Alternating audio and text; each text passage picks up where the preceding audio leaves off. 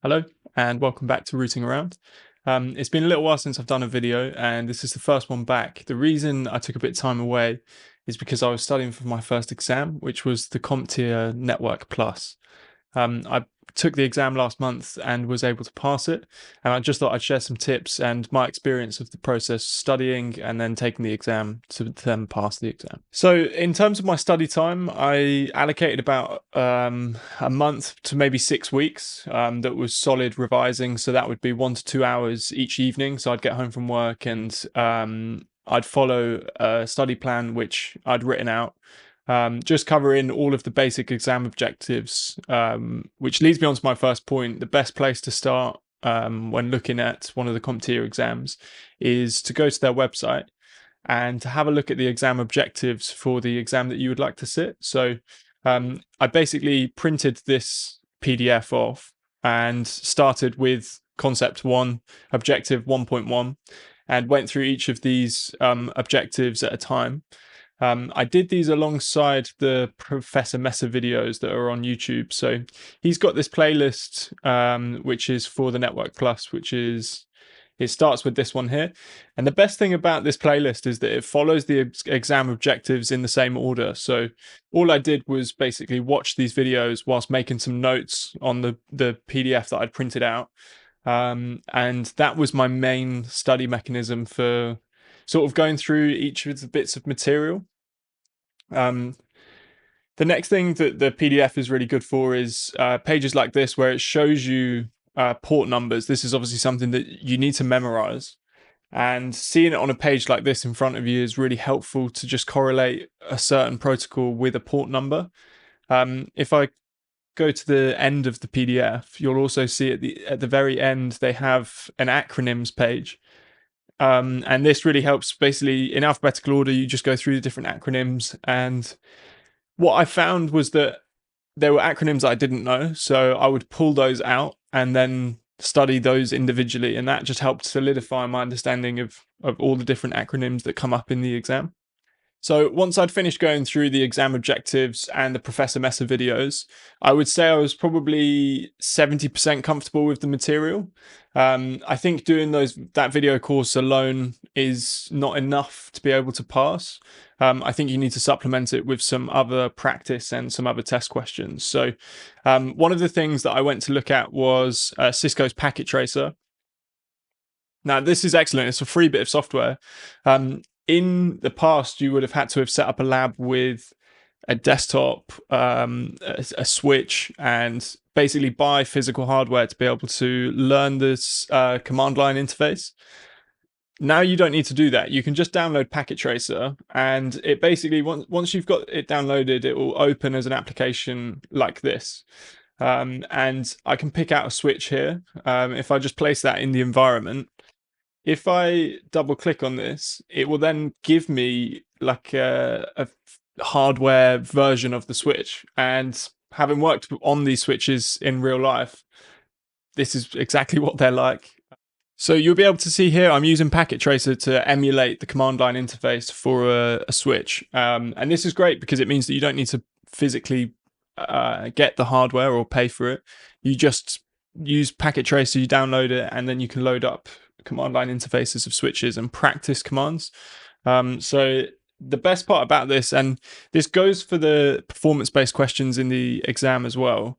In the exam, you can use the word help and it will do the same as this. So I've used a question mark. The CLI part, or the performance-based questions, feel like they make up a lot of marks compared to the amount of marks available from the multiple choice. On my exam in particular, I had 70 multiple choice questions and then 6 PBQs, or performance-based questions. I think out of all of those, it's obviously out of a mark of 900 and I scored 840. It's hard to know the exact breakdown of where those marks lie. So if you are given a weighting for some of the multiple choice questions, or if the performance-based questions count for a certain amount more.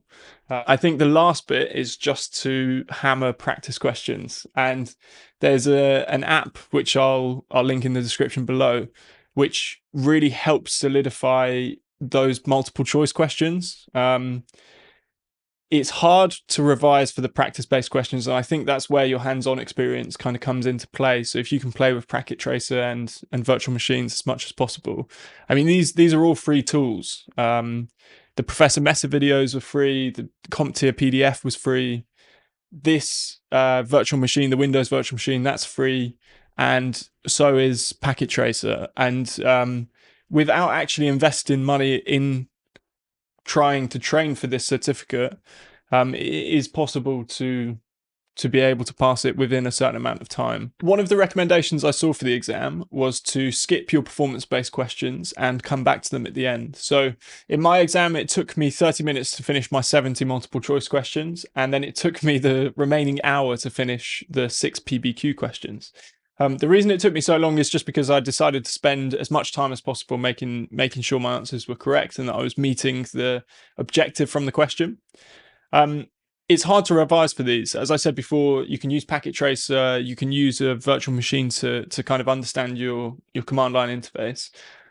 Something that is useful is on the CompTIA website, you can try a simulation PBQ. So I'll attach this URL to the description of the video. But this basically gives you an environment similar to Packet Tracer, but it's kind of set a model up for you already. It will give you a question here on the left-hand side.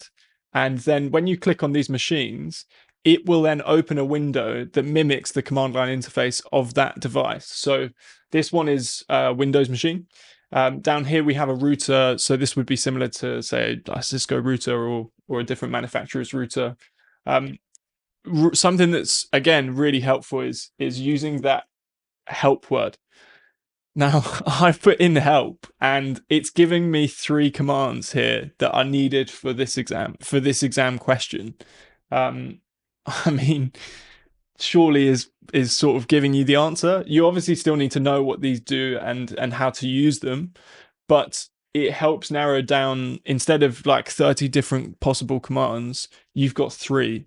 So you've just taken out 90% of the work there, that you actually just need to use these 3 commands. You need to use them correctly, but it gives you a really good indication. And you could obviously do this question without using the word help, but it gives you such a good indication of what you need to do if you're struggling to know what the question's asking or how to help.